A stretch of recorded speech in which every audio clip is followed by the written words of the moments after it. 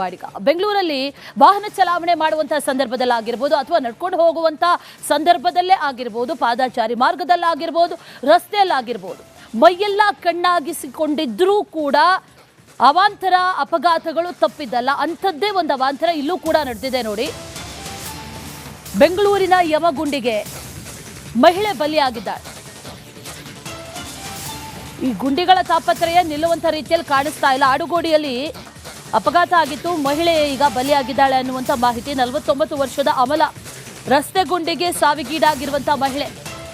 Tipper ಹರಿದು ಆಕೆ ಕಾಲು ಕಳೆದುಕೊಂಡಿದ್ಲು. ಆಕೆ ಈಗ ಮೃತಪಟ್ಟಿದ್ದಾಳೆ ಅನ್ನುವಂಥ ಮಾಹಿತಿ. ತೀವ್ರವಾಗಿ ಗಾಯಗೊಂಡಿದ್ಲು ಮಹಿಳೆ. ಚಿಕಿತ್ಸೆಯನ್ನೇನೋ ನೀಡಲಾಗ್ತಾ ಇತ್ತು, ಆದರೆ ಚಿಕಿತ್ಸೆ ಫಲಕಾರಿಯಾಗಿಲ್ಲ. ಬೆಂಗಳೂರಿನ ಆನೆಪಾಳ್ಯ ಮೂಲದ ಅಮಲ. ಯಮಗುಂಡಿಗಳು ಬಲಿಗಾಗಿ ಕಾಯ್ತಾ ಇದೆಯೇನೋ ಅನ್ನುವಂಥ ರೀತಿಯಲ್ಲಿ ವಾಸ ಆಗುತ್ತೆ. ರಸ್ತೆಗೂ ಗುಂಡಿಗಳು. ಗುಂಡಿಯನ್ನ ಮುಚ್ಚಿದ ನಂತರದಲ್ಲಿ 2 ದಿನದ ನಂತರ ಮತ್ತಷ್ಟು ಗುಂಡಿಗಳು. ಈಗ ಸದ್ಯ ಒಂದು ಗುಂಡಿಗೆ ಬಲಿಯಾಗಿರೋದು ಅದೇ ಗುಂಡಿ. ಆ ಗುಂಡಿ ಇತ್ತು, ಗುಂಡಿ ಈ ಟಿಪ್ಪರ್ ಹರಿದಿರೋದು ಕಾಲ್ ಮೇಲೆ, ಕಾಲು ಕಟ್ಟಾಗಿತ್ತು.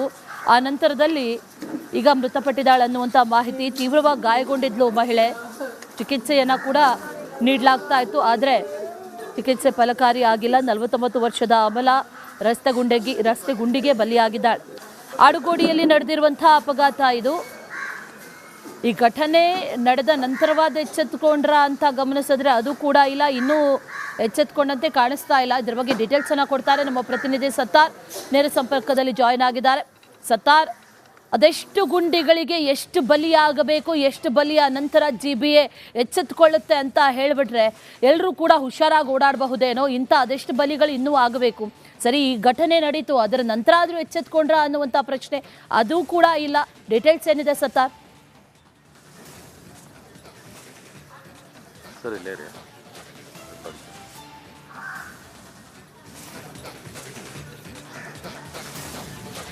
ಅಶ್ವಿನಿ, ಆಡುಗೋಡಿ ಸಂಚಾರಿ ಪೊಲೀಸ್ ಠಾಣಾ ವ್ಯಾಪ್ತಿಯಲ್ಲಿ ಯಾರೊಂದೋ ನಿರ್ಲಕ್ಷ್ಯಕ್ಕೆ ಇಲ್ಲಿ ಇನ್ಯಾರೋ ಬಲಿಯಾಗಿದ್ದಾರೆ. ಮೃತ ಅಮಲ್ ಅವರ ಮನೆಯ ಮುಂಭಾಗದಲ್ಲಿದ್ದೀನಿ. ಇಲ್ಲಿ ನೀರವ ಮೌನ ಆವರಿಸಿದೆ. ಒಂದು ಕಡೆ ಮೃತದೇಹದ ಮುಂದೆ ಇದೀಗ ಕುಟುಂಬಸ್ಥರು ಕಣ್ಣೀರು ಹಾಕ್ತಾ ಇದ್ದಾರೆ. ಯಾಕೆಂದರೆ ಯಾರೊಂದೋ ನಿರ್ಲಕ್ಷ್ಯ ಇನ್ಯಾರೋ ಬಲಿಯಾಗಿರುವಂಥದ್ದು. ಇಲ್ಲಿ ನೀವು ನೋಡ್ತಾ ಇರ್ಬೋದು, ನಿನ್ನೆ ಮಧ್ಯಾಹ್ನ ನಡೆದಿರುವಂತಹ ಘಟನೆ. ಅಮಲ ತನ್ನ ಪಾಡಿಗೆ ದ್ವಿಚಕ್ರ ವಾಹನದಲ್ಲಿ ಹೋಗ್ತಾ ಇದ್ರು.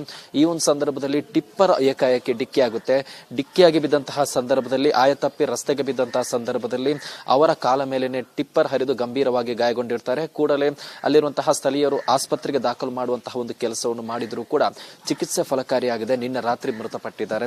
ಇಲ್ಲಿ ಸ್ಥಳೀಯರು ಮಾಡ್ತಿರುವಂತಹ ಆರೋಪ ಏನೆಂದ್ರೆ, ಆ ಒಂದು ಆಕ್ಸಿಡೆಂಟ್ ಸ್ಪಾಟ್ ಏನಿದೆ, ಆಕ್ಸಿಡೆಂಟ್ ಸ್ಪಾಟ್ ಅಲ್ಲೇ ದೊಡ್ಡ ಮಟ್ಟದಲ್ಲಿ ಗುಂಡಿತ್ತು. ಅಲ್ಲಿ ದ್ವಿಚಕ್ರ ವಾಹನ ಸವಾರರಾಗಿರ್ಬೋದು ಆಯ ತಪ್ತಾ ಇದ್ರು. ನಿನ್ನೆ ಖುದ್ದು ರಿಪಬ್ಲಿಕ್ ಕನ್ನಡ ಗ್ರೌಂಡ್ ರಿಪೋರ್ಟ್ ಮಾಡುವಂತಹ ಸಂದರ್ಭದಲ್ಲೂ ಕೂಡ ಒಂದಿಷ್ಟು ಸವಾರರು ಆಯ ತಪ್ಪಿದ್ರು. ಈ ಒಂದು ಗುಂಡಿಯಿಂದ ಆಯ ತಪ್ಪಿದಂತ ಸಂದರ್ಭದಲ್ಲಿ ಬಿದ್ದಂತಹ ಅಮಲ ಕಾಲ ಮೇಲೇನೆ ಟಿಪ್ಪರ್ ಹರಿದಿದ್ದನ್ನು ಆರೋಪವನ್ನು ಸ್ಥಳೀಯರು ಮಾಡ್ತಾ ಇದ್ದಾರೆ. ಇದೀಗ ಅಮಲ ಸಂಬಂಧಿಕರಿದ್ದಾರೆ, ಅವ್ರನ್ನ ಮಾತನಾಡ್ಸ್ಕೊಂಡು ಹೋಗೋಣ. ಸರ್, ಎಷ್ಟೊತ್ತಿಗೆ ಘಟನೆ ಆಯ್ತು?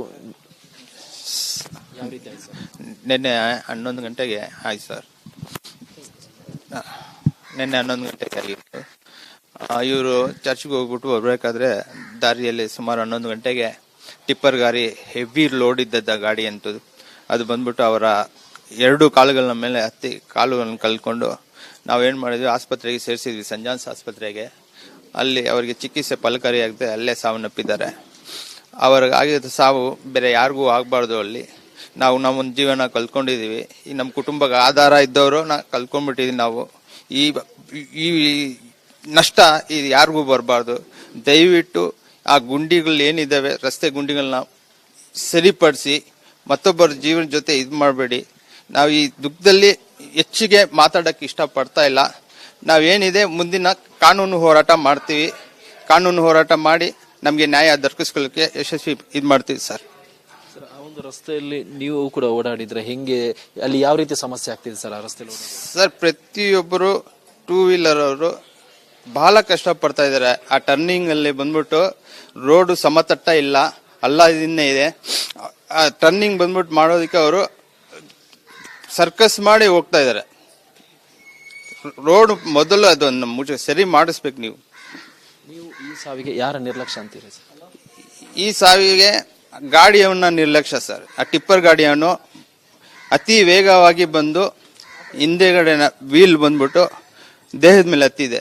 ಆದ್ರಿಂದ ಆ ಗಾಡಿಯನ್ನು ನಿರ್ಲಕ್ಷ್ಯ ಮತ್ತೆ ರಸ್ತೆ ಗುಂಡಿ ಸರಿ ಇಲ್ಲದ ಕಾರಣ, ಇವೆರಡು ಕಾರಣ ಸರ್. ಮುಂದೆ ಕಾನೂನು ಹೋರಾಟ ಮಾಡ್ತೀವಿ, ವಕೀಲರ ಮೂಲಕ ನಾವು ಕಾನೂನು ಹೋರಾಟ ಮಾಡ್ತೀವಿ ಸರ್. ಈಗ ಮತ್ತಷ್ಟು ಜನರಿದ್ದಾರೆ, ಮಾತನಾಡಿಸ್ಕೊಂಡು ಹೋಗೋಣ. ಸರ್ ಹೇಳಿ ಸರ್. ಇವಾಗ ಅವ್ರು ಹೇಳಿದಲ್ಲ ಅಷ್ಟೇ ನಿಜಾನೇ. ಆ ರೋಡ್ಗಳು ನೋಡಿದ್ರೆ ಯಾರು ಅಲ್ಲ, ಈಗ ಇವರಿದ್ದಾರೆ, ಮಕ್ಕಳುಗಳು ಎಲ್ಲರೂ ಗಾಡಿಗಳಲ್ಲಿ ಹೋಗ್ತಾ ಇದ್ದಾರೆ. ಈ ಅನ್ಯಾಯ ಬೇರೆಯವ್ರಿಗೆ ಮತ್ತೆ ಈ ತರ ಆಗ್ಬಾರ್ದು ಅಂದ್ರೆ ಇದನ್ನ ಸರಿಯಾದ ರೀತಿನಲ್ಲಿ, ಕಾನೂನು ರೀತಿನಲ್ಲಿ ಅದನ್ನ ಸರಿಪಡಿಸ್ಬೇಕಂತ ನಾವು ತುಂಬಾ ಇದರಲ್ಲಿ ಕೇಳ್ತಾ ಇದೀವಿ. ನಮ್ಗಾಗಿರೋಂಥ ಅನ್ಯಾಯ ಬೇರೆಯವ್ರಿಗೆ ಆಗಬಾರ್ದು. ಇದನ್ನ ಆದಷ್ಟು ಬೇಗ ಅದನ್ನ ಸರಿಪಡಿಸ್ಬೇಕು ಅಂತ ನಾವೆಲ್ಲರೂ ಇದು ಮಾಡ್ಕೊಳ್ತಾ ಇದ್ದೀವಿ. ಯಾಕಂದ್ರೆ ನಮಗೆ ತುಂಬಾ ಅನ್ಯಾಯ ಆಗಿದೆ. ನಮ್ಮ ಕುಟುಂಬದಲ್ಲಿ ತುಂಬಾ ಮುಖ್ಯವಾದವರು ಈ ತರ ಅನ್ಯಾಯ ಆಗಿರೋದು ನಮಗೆ ತುಂಬಾನೇ ಬೇಸರವಾಗಿದೆ. ಅದು ನಾವು ಯಾರಿಗೂ ಹೇಳಕ್ ಆಗ್ತಾ ಇಲ್ಲ. ಇದನ್ನ ಕಾನೂನು ರೀತಿಯಲ್ಲಿ ಅದು ಏನಿದೆ ಅದನ್ನೆಲ್ಲ ಕ್ಲೀನ್ ಆಗಿ, ರಸ್ತೆ ಆಗಲಿ, ಆ ಗಾಡಿಗಳಾಗಲಿ, ಆ ಟಿಪ್ಪರ್ ಗಾಡಿಗಳು ಇಷ್ಟು ಆ ಟೈಮ್ನಲ್ಲಿ ಬರುವಂಥದ್ದೇ ಇಲ್ಲ ಅಲ್ಲಿ. ಆದರೆ ಅಲ್ಲಿ ಬಂದಿದೆ, ಆ ಥರ ಎಲ್ಲ ಆಗಿದೆ. ಅದನ್ನ ಸ್ವಲ್ಪ ನೀವು ಇದು ಮಾಡ್ಕೊಳ್ಬೇಕಾಗುತ್ತೆ. ಇನ್ನೊಂದು ದಯವಿಟ್ಟು ಒಂದು ಮಾತು ಕೇಳ್ತೀನಿ, ಇದು ಹೇಳ್ತೀನಿ. BRO ಅವರು ಇದ್ದಾರಲ್ಲ, BRO ಅವರೇ ಜಾಸ್ತಿ ಇದು ಓಡಿಸ್ತಾ ಇರೋದು. ನಮ್ಮವ್ರು ಯಾರು ಓಡಿಸ್ತಾ ಇಲ್ಲ ಅಲ್ಲಿ. ಅವ್ರಿಗೆ ದಾರಿನೇ ಗೊತ್ತಿಲ್ಲ. ಅವ್ರಿಗೆ ಇದು ಮಾಡ್ತಾ ಇದಾರೆ, ಹೆಲ್ಪ್ ಮಾಡ್ತಾ ಇದಾರೆ. ಸ್ವಲ್ಪ ಅದು ಸರಿ ಮಾಡಿಸಿ ಅಷ್ಟೇ. ಅವರಿಂದ ಬರ್ತಾ ಇರೋದು. ಸರ್ ನಮಸ್ಕಾರ. ಏನಂದ್ರೆ ಆಡ್ಗುಡಿ ಮೈಕೋ ರೋಡು ಚಿಕ್ಕದು ರೋಡ್, ಅದು ಮೆಟ್ರೋ ಕೆಲಸ ನಡೀತಾ ಇರೋದು ಇದರಿಂದ ಟಿಪ್ಪರ್ ಲಾರಿ ಅವರು, ಬಸ್ ಅವರು ಹೆಂಗೆ ಬೇಕಂಗೆ ಓಡಿಸ್ತಾ ಇರ್ತಾರೆ ಸರ್. ಇದು ಒಂದಿಲ್ಲ ಆಕ್ಸಿಡೆಂಟು, ತುಂಬಾ ಸಲ ಆಗ್ತಾ ಇದೆ. ಆ ರೋಡು ಎಲ್ಲ ಕಚರಾ ರೋಡ್ ಆಗಿತ್ತು. ಆ ಕಚರಾ ರೋಡ್ಗೆ ಹೋಗಿ ಮೊನ್ನೆನೆ ಒಂದೂವರೆ ತಿಂಗಳು ಮುಂಚೆ ಬೆಂಗಳೂರಲ್ಲಿ ವಾಹನ ಚಲಾವಣೆ ಮಾಡುವಂತಹ ಸಂದರ್ಭದಲ್ಲಾಗಿರ್ಬೋದು, ಅಥವಾ ನಡ್ಕೊಂಡು ಹೋಗುವಂತ ಸಂದರ್ಭದಲ್ಲೇ ಆಗಿರ್ಬೋದು, ಪಾದಾಚಾರಿ ಮಾರ್ಗದಲ್ಲಾಗಿರ್ಬೋದು, ರಸ್ತೆಯಲ್ಲಾಗಿರ್ಬೋದು, ಮೈಯೆಲ್ಲ ಕಣ್ಣಾಗಿಸಿಕೊಂಡಿದ್ರೂ ಕೂಡ ಅವಾಂತರ ಅಪಘಾತಗಳು ತಪ್ಪಿದ್ದಲ್ಲ. ಅಂಥದ್ದೇ ಒಂದು ಅವಾಂತರ ಇಲ್ಲೂ ಕೂಡ ನಡೆದಿದೆ ನೋಡಿ. ಬೆಂಗಳೂರಿನ ಯಮಗುಂಡಿಗೆ ಮಹಿಳೆ ಬಲಿಯಾಗಿದ್ದಾಳೆ. ಈ ಗುಂಡಿಗಳ ತಾಪತ್ರಯ ನಿಲ್ಲುವಂತ ರೀತಿಯಲ್ಲಿ ಕಾಣಿಸ್ತಾ ಇಲ್ಲ. ಆಡುಗೋಡಿಯಲ್ಲಿ ಅಪಘಾತ ಆಗಿತ್ತು, ಮಹಿಳೆ ಈಗ ಬಲಿಯಾಗಿದ್ದಾಳೆ ಅನ್ನುವಂಥ ಮಾಹಿತಿ. 49 ವರ್ಷದ ಅಮಲ ರಸ್ತೆ ಗುಂಡಿಗೆ ಸಾವಿಗೀಡಾಗಿರುವಂತಹ ಮಹಿಳೆ. ಟಿಪ್ಪರ್ ಹರಿದು ಆಕೆ ಕಾಲು ಕಳೆದುಕೊಂಡಿದ್ಲು. ಆಕೆ ಈಗ ಮೃತಪಟ್ಟಿದ್ದಾಳೆ ಅನ್ನುವಂಥ ಮಾಹಿತಿ. ತೀವ್ರವಾಗಿ ಗಾಯಗೊಂಡಿದ್ಲು ಮಹಿಳೆ. ಚಿಕಿತ್ಸೆಯನ್ನೇನೋ ನೀಡಲಾಗ್ತಾ ಇತ್ತು, ಆದರೆ ಚಿಕಿತ್ಸೆ ಫಲಕಾರಿಯಾಗಿಲ್ಲ. ಬೆಂಗಳೂರಿನ ಆನೆಪಾಳ್ಯ ಮೂಲದ ಅಮಲ. ಯಮಗುಂಡಿಗಳು ಬಲಿಗಾಗಿ ಕಾಯ್ತಾ ಇದೆಯೇನೋ ಅನ್ನುವಂಥ ರೀತಿಯಲ್ಲಿ ವಾಸ ಆಗುತ್ತೆ. ರಸ್ತೆಗೂ ಗುಂಡಿಗಳು. ಗುಂಡಿಯನ್ನ ಮುಚ್ಚಿದ ನಂತರದಲ್ಲಿ 2 ದಿನದ ನಂತರ ಮತ್ತಷ್ಟು ಗುಂಡಿಗಳು. ಈಗ ಸದ್ಯ ಒಂದು ಗುಂಡಿಗೆ ಬಲಿಯಾಗಿರೋದು ಅದೇ ಗುಂಡಿ. ಆ ಗುಂಡಿ ಇತ್ತು, ಗುಂಡಿ ಈ ಟಿಪ್ಪರ್ ಹರಿದಿರೋದು ಕಾಲ್ ಮೇಲೆ, ಕಾಲು ಕಟ್ಟಾಗಿತ್ತು. ಆ ನಂತರದಲ್ಲಿ ಈಗ ಮೃತಪಟ್ಟಿದ್ದಾಳೆ ಅನ್ನುವಂಥ ಮಾಹಿತಿ. ತೀವ್ರವಾಗಿ ಗಾಯಗೊಂಡಿದ್ಲು ಮಹಿಳೆ. ಚಿಕಿತ್ಸೆಯನ್ನ ಕೂಡ ನೀಡಲಾಗ್ತಾ ಇತ್ತು, ಆದರೆ ಚಿಕಿತ್ಸೆ ಫಲಕಾರಿ ಆಗಿಲ್ಲ. 49 ವರ್ಷದ ಅಮಲ ರಸ್ತೆ ಗುಂಡಿಗೆ ಬಲಿಯಾಗಿದ್ದಾಳೆ. ಆಡುಗೋಡಿಯಲ್ಲಿ ನಡೆದಿರುವಂತಹ ಅಪಘಾತ ಇದು. ಈ ಘಟನೆ ನಡೆದ ನಂತರವಾದ ಎಚ್ಚೆತ್ತುಕೊಂಡ್ರ ಅಂತ ಗಮನಿಸಿದ್ರೆ ಅದು ಕೂಡ ಇಲ್ಲ, ಇನ್ನೂ ಎಚ್ಚೆತ್ತುಕೊಂಡಂತೆ ಕಾಣಿಸ್ತಾ ಇಲ್ಲ. ಇದ್ರ ಬಗ್ಗೆ ಡೀಟೇಲ್ಸ್ ಅನ್ನ ಕೊಡ್ತಾರೆ ನಮ್ಮ ಪ್ರತಿನಿಧಿ ಸತ್ತಾರ್.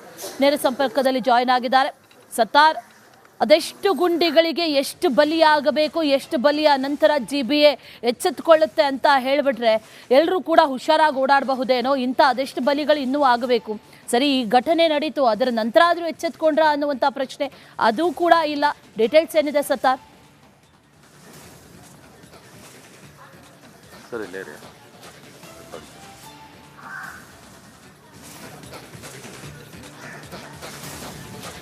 ಅಶ್ವಿನಿ, ಆಡುಗೋಡಿ ಸಂಚಾರಿ ಪೊಲೀಸ್ ಠಾಣಾ ವ್ಯಾಪ್ತಿಯಲ್ಲಿ ಯಾರೊಂದೋ ನಿರ್ಲಕ್ಷ್ಯಕ್ಕೆ ಇಲ್ಲಿ ಇನ್ಯಾರೋ ಬಲಿಯಾಗಿದ್ದಾರೆ. ಮೃತ ಅಮಲ್ ಅವರ ಮನೆಯ ಮುಂಭಾಗದಲ್ಲಿದ್ದೀನಿ. ಇಲ್ಲಿ ನೀರವ ಮೌನ ಆವರಿಸಿದೆ. ಒಂದು ಕಡೆ ಮೃತದೇಹದ ಮುಂದೆ ಇದೀಗ ಕುಟುಂಬಸ್ಥರು ಕಣ್ಣೀರು ಹಾಕ್ತಾ ಇದ್ದಾರೆ. ಯಾಕೆಂದರೆ ಯಾರೊಂದೋ ನಿರ್ಲಕ್ಷ್ಯ ಇನ್ಯಾರೋ ಬಲಿಯಾಗಿರುವಂಥದ್ದು. ಇಲ್ಲಿ ನೀವು ನೋಡ್ತಾ ಇರ್ಬೋದು, ನಿನ್ನೆ ಮಧ್ಯಾಹ್ನ ನಡೆದಿರುವಂತಹ ಘಟನೆ. ಅಮಲ ತನ್ನ ಪಾಡಿಗೆ ದ್ವಿಚಕ್ರ ವಾಹನದಲ್ಲಿ ಹೋಗ್ತಾ ಇದ್ರು. ಈ ಒಂದು ಸಂದರ್ಭದಲ್ಲಿ ಟಿಪ್ಪರ್ ಏಕಾಏಕಿ ಡಿಕ್ಕಿಯಾಗುತ್ತೆ. ಡಿಕ್ಕಿಯಾಗಿ ಬಿದ್ದಂತಹ ಸಂದರ್ಭದಲ್ಲಿ ಆಯತಪ್ಪಿ ರಸ್ತೆಗೆ ಬಿದ್ದಂತಹ ಸಂದರ್ಭದಲ್ಲಿ ಅವರ ಕಾಲ ಮೇಲೇನೆ ಟಿಪ್ಪರ್ ಹರಿದು ಗಂಭೀರವಾಗಿ ಗಾಯಗೊಂಡಿರ್ತಾರೆ. ಕೂಡಲೇ ಅಲ್ಲಿರುವಂತಹ ಸ್ಥಳೀಯರು ಆಸ್ಪತ್ರೆಗೆ ದಾಖಲು ಮಾಡುವಂತಹ ಒಂದು ಕೆಲಸವನ್ನು ಮಾಡಿದ್ರು ಕೂಡ ಚಿಕಿತ್ಸೆ ಫಲಕಾರಿಯಾಗಿದೆ. ನಿನ್ನೆ ರಾತ್ರಿ ಮೃತಪಟ್ಟಿದ್ದಾರೆ. ಇಲ್ಲಿ ಸ್ಥಳೀಯರು ಮಾಡ್ತಿರುವಂತಹ ಆರೋಪ ಏನೆಂದ್ರೆ, ಆ ಒಂದು ಆಕ್ಸಿಡೆಂಟ್ ಸ್ಪಾಟ್ ಏನಿದೆ, ಆಕ್ಸಿಡೆಂಟ್ ಸ್ಪಾಟ್ ಅಲ್ಲೇ ದೊಡ್ಡ ಮಟ್ಟದಲ್ಲಿ ಗುಂಡಿತ್ತು. ಅಲ್ಲಿ ದ್ವಿಚಕ್ರ ವಾಹನ ಸವಾರರಾಗಿರ್ಬೋದು ಆಯ ತಪ್ತಾ ಇದ್ರು. ನಿನ್ನೆ ಖುದ್ದು ರಿಪಬ್ಲಿಕ್ ಕನ್ನಡ ಗ್ರೌಂಡ್ ರಿಪೋರ್ಟ್ ಮಾಡುವಂತ ಸಂದರ್ಭದಲ್ಲೂ ಕೂಡ ಒಂದಿಷ್ಟು ಸವಾರರು ಆಯ ತಪ್ಪಿದ್ರು. ಈ ಒಂದು ಗುಂಡಿಯಿಂದ ಆಯ ತಪ್ಪಿದಂತ ಸಂದರ್ಭದಲ್ಲಿ ಬಿದ್ದಂತಹ ಅಮಲ ಕಾಲ ಮೇಲೇನೆ ಟಿಪ್ಪರ್ ಹರಿದಿದ್ದನ್ನು ಆರೋಪವನ್ನು ಸ್ಥಳೀಯರು ಮಾಡ್ತಾ ಇದ್ದಾರೆ. ಇದೀಗ ಅಮಲ ಸಂಬಂಧಿಕರಿದ್ದಾರೆ, ಅವ್ರನ್ನ ಮಾತನಾಡ್ಸ್ಕೊಂಡು ಹೋಗೋಣ. ಸರ್, ಎಷ್ಟೊತ್ತಿಗೆ ಘಟನೆ ಆಯ್ತು?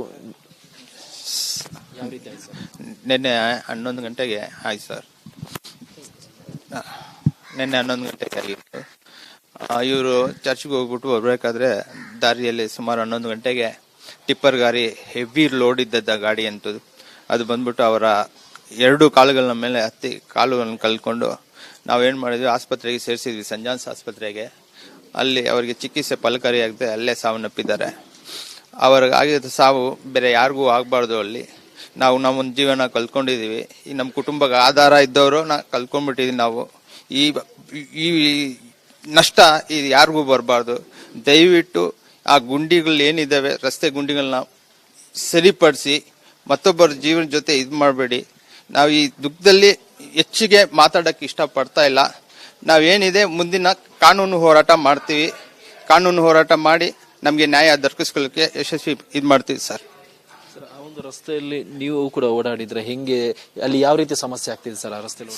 ಸರ್, ಪ್ರತಿಯೊಬ್ಬರು 2 ವೀಲರ್ ಅವರು ಬಹಳ ಕಷ್ಟಪಡ್ತಾ ಇದ್ದಾರೆ. ಆ ಟರ್ನಿಂಗ್ ಅಲ್ಲಿ ಬಂದ್ಬಿಟ್ಟು ರೋಡ್ ಸಮತಟ್ಟ ಇಲ್ಲ, ಇದನ್ನೇ ಇದೆ. ಆ ಟರ್ನಿಂಗ್ ಬಂದ್ಬಿಟ್ಟು ಮಾಡೋದಕ್ಕೆ ಅವರು ಸರ್ಕಸ್ ಮಾಡಿ ಹೋಗ್ತಾ ಇದ್ದಾರೆ. ರೋಡ್ ಮೊದಲು ಅದನ್ನು ಸರಿ ಮಾಡಿಸ್ಬೇಕು. ನೀವು ಈ ಸಾವಿಗೆ ಯಾರ ನಿರ್ಲಕ್ಷ್ಯ ಅಂತೀರಿ ಸರ್? ಈ ಸಾವಿಗೆ ಗಾಡಿಯವನ್ನ ನಿರ್ಲಕ್ಷ್ಯ ಸರ್. ಆ ಟಿಪ್ಪರ್ ಗಾಡಿಯನ್ನು ಅತಿ ವೇಗವಾಗಿ ಬಂದು ಹಿಂದೆಗಡೆ ವೀಲ್ ಬಂದ್ಬಿಟ್ಟು ದೇಹದ ಮೇಲೆ ಹತ್ತಿದೆ. ಆದ್ರಿಂದ ಆ ಗಾಡಿಯವನ್ನ ನಿರ್ಲಕ್ಷ್ಯ ಮತ್ತೆ ರಸ್ತೆ ಗುಂಡಿ ಸರಿ ಇಲ್ಲದ ಕಾರಣ, ಇವೆರಡು ಕಾರಣ ಸರ್. ಮುಂದೆ ಕಾನೂನು ಹೋರಾಟ ಮಾಡ್ತೀವಿ.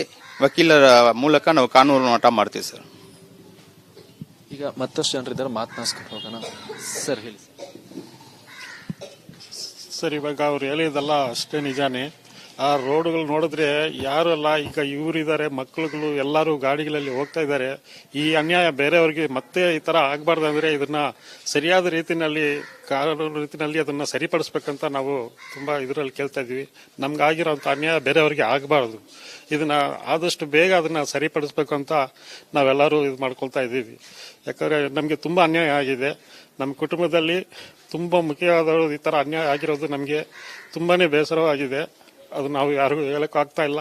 ಇದನ್ನ ಕಾನೂನು ರೀತಿಯಲ್ಲಿ ಅದು ಏನಿದೆ ಅದನ್ನೆಲ್ಲ ಕ್ಲೀನ್ ಆಗಿ, ಆ ರಸ್ತೆ ಆಗ್ಲಿ, ಆ ಗಾಡಿಗಳಾಗ್ಲಿ, ಆ ಟಿಪ್ಪರ್ ಗಾಡಿಗಳು ಇಷ್ಟು ಆ ಟೈಮ್ನಲ್ಲಿ ಬರುವಂತದೇ ಇಲ್ಲ ಅಲ್ಲಿ.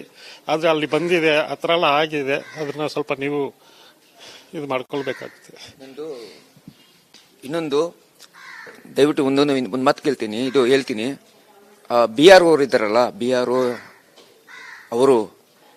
ಅವರೇ ಜಾಸ್ತಿ ಇದು ಓಡಿಸ್ತಾ ಇರೋದು. ನಮ್ಮವ್ರು ಯಾರು ಓಡಿಸ್ತಾ ಇಲ್ಲ ಅಲ್ಲಿ. ಅವ್ರಿಗೆ ದಾರಿನೇ ಗೊತ್ತಿಲ್ಲ. ಅವ್ರಿಗೆ ಇದು ಮಾಡ್ತಾ ಇದಾರೆ, ಹೆಲ್ಪ್ ಮಾಡ್ತಾ ಇದಾರೆ. ಸ್ವಲ್ಪ ಅದು ಸರಿ ಮಾಡಿಸಿ ಅಷ್ಟೇ. ಸರ್ ನಮಸ್ಕಾರ.